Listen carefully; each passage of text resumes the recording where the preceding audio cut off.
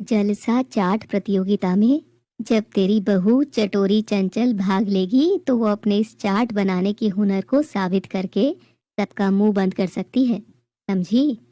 तभी बबली के कमरे का दरवाजा खुलता है और बबली रज्जू की बात सुनकर जोर से ठहाका मारती है।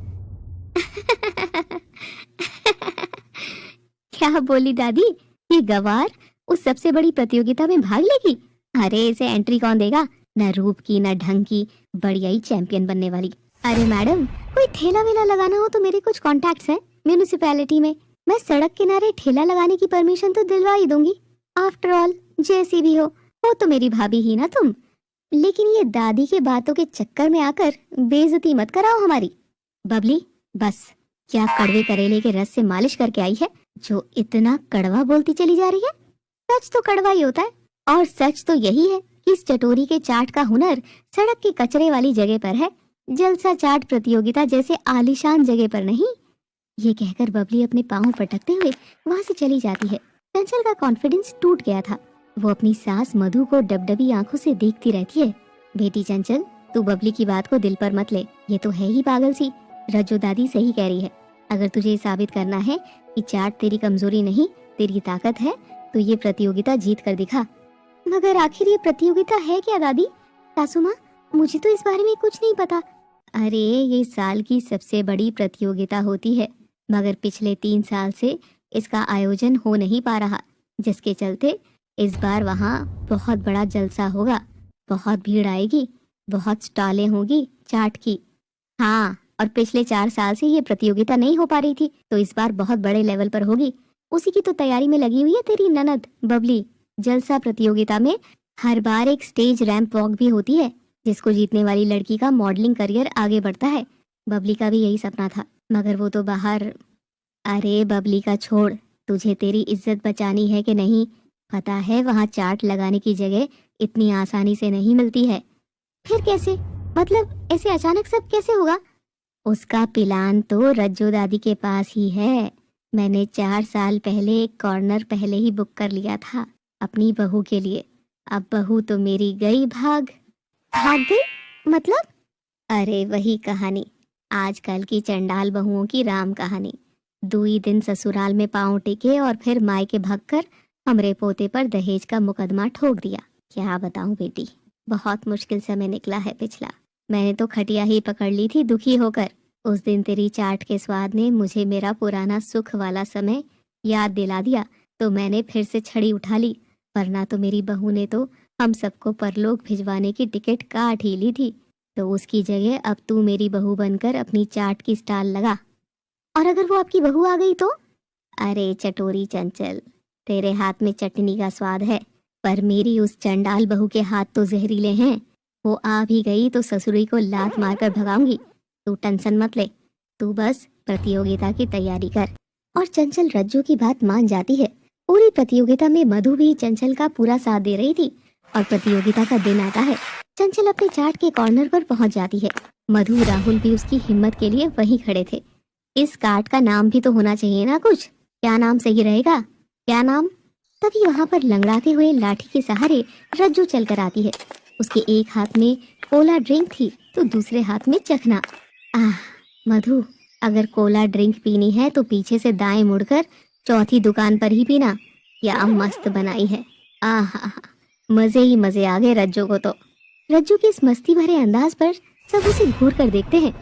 अम्मा, इधर मेरी बहू को काट पर खड़ा करके तुम कोला कोली पिए जा रही हो। अरे हमें दूसरों की डिश पर नहीं अपनी चाट पर ध्यान देना है। कोई देखेगा कि यहाँ के लोग वहाँ जा रहे हैं तो सोचेगा ना कि इस काट पर जरूर कुछ अच्छा नहीं मिल रहा होगा। तुम भी ना अम्मा, एक तो ऊपर से काट का नाम नहीं रखा गया अभी तक, ऊपर से रज्जो वहाँ जाकर दूसरों की चाट में फंस रही है। मधु, तेरे जैसी साथ देने वाली सास मुझे मिल जाती तो मैं भी अपनी अचार की बरनियां बेच डालती और फिर मेरे पास भी कोठी बंगला बन जाता। अच्छा, अब ऐसे घूरो नहीं। गाड़ी का नाम रखने में इतना क्या सोचना, नाम अपनी बहू के हुनर पर ही रख दिया जाए। चटखारा चाट। चटखारा चाट नाम सबको पसंद आता है और काट पर नाम लगा दिया जाता है। अरे चंचल, तुमने मेन्यू तो बनाया नहीं। हाय भैया, जल्दी जल्दी में मैं तो ये बताना ही भूल गई कि आखिर हमारी स्टॉल पर क्या मिलेगा। चंचल ने एक तख्ते पर फटाफट लिखकर टांग दिया, चाइनीज चॉपसी। आसपास इतनी भयंकर भीड़ थी जो चंचल ने पहले कभी नहीं देखी थी। सासू माँ, मुझे बहुत डर लग रहा है। यहाँ तो इतने बड़े बड़े स्टॉल हैं, किसी पर फैंसी मेन्यू लगा है तो किसी में बहुत महंगी चीजें मिल रही है। मेरी चॉपसी खाने पता नहीं कोई आएगा भी या नहीं। चंचल, मेरी ओर देख, घबराने से क्या कोई भी काम आज तक हुआ है? नहीं ना। तुझे पता है मोहल्ले की औरतें जो मुंह पर मीठी मीठी है वही पीठ पीछे तेरे चटोरेपन का मजाक बनाती है। तेरी सास को भी भरपूर ताने मारती है। क्या तू नहीं चाहती कि तू उनको अपना हुनर साबित करके दिखा दे? हाँ, क्या तू नहीं चाहती कि बबली तेरी रिस्पेक्ट करे? क्या तू सच में सोचती है कि तू इन सब की बड़ी स्टॉलों से कम हुनरमंद है? तुझे अगर ऐसा लगता है तो चल, हम अभी घर वापस चलते हैं, क्योंकि यहाँ मैं उस बहू को खड़ा देखना चाहती हूँ जो अपने स्वाद के लिए हम सबको भी चाट खाने पर मजबूर कर दी थी, इस डरपोक चंचल को नहीं। चंचल के अंदर मधु की बातों का जोश भर गया था और वो भी चीखने चिल्लाने लगती है और भीड़ को इनवाइट देती है।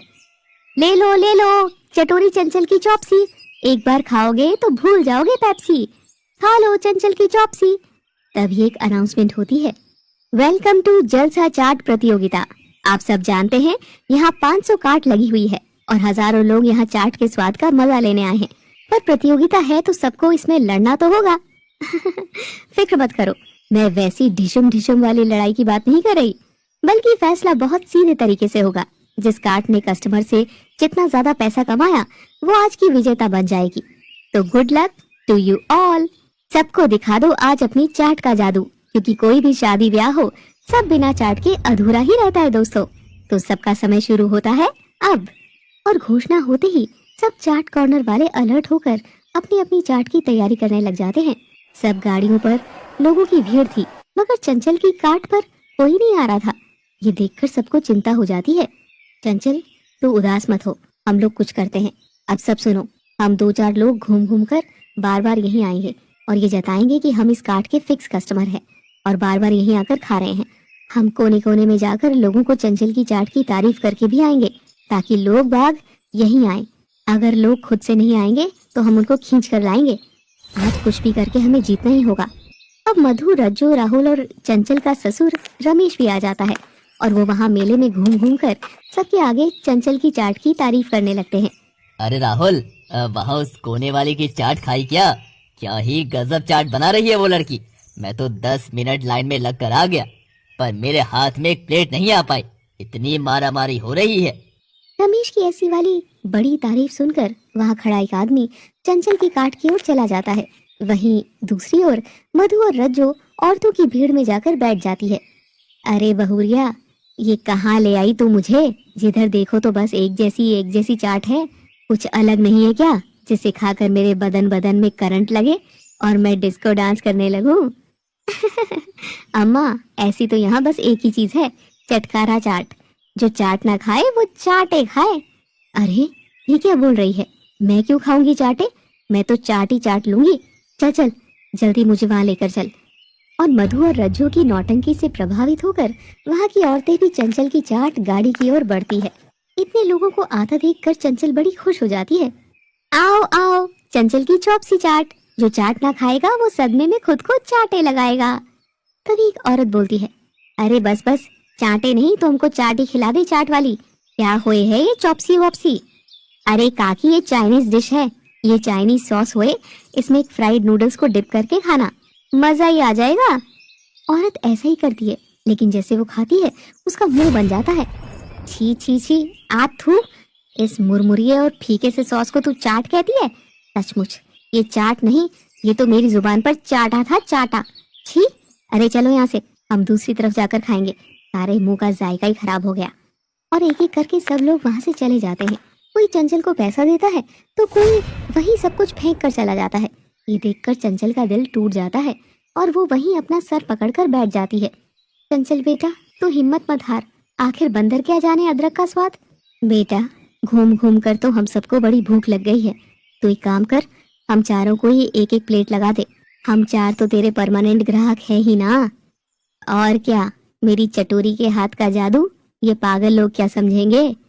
और चंचल थोड़ी हिम्मत करके उन चारों को एक एक प्लेट चौपसी लगा कर देती है। सब चाव से उसे खाने लगते हैं कि तभी रज्जू की चीख आती है। हाय, हाय रे मेरी जाड़। अयो अयो, ये क्या लकड़ी सी चीज बनाई है तूने। ये तो मेरे मुंह में जाते ही चुभ गई। थोड़ा तो नरम करती इसको। पर दादी, ये ऐसी होती है। नूडल्स तो डीप फ्राई करके कुरमुरा बनाया जाता है। चंचल, ये क्या बनाया तूने? मुझसे तो खाया। रमेश और राहुल का मुंह भी बंद ही था। चंचल सबका चेहरा देख रही थी।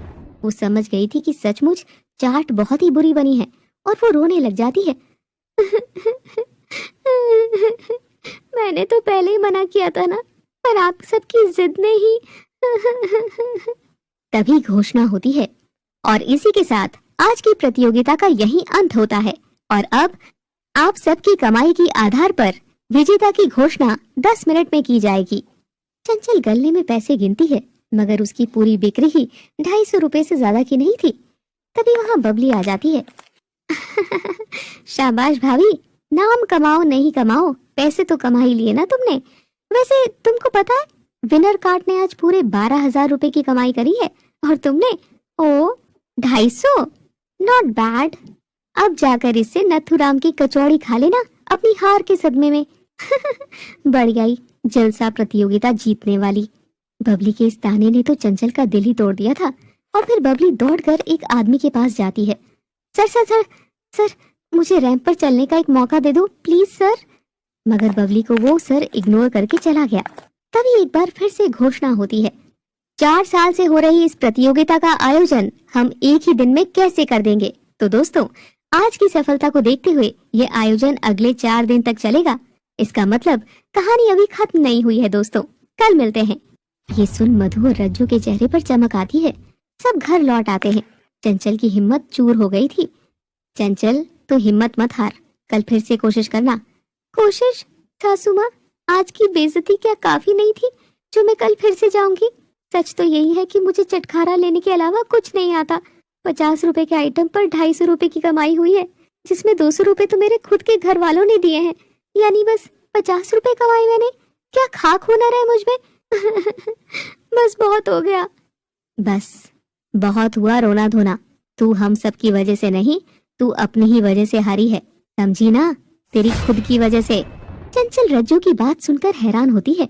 अब देखिए, क्या आने वाले दिन में चंचल फिर से लड़ सकेगी अपने अस्तित्व की लड़ाई? देखते रहिए।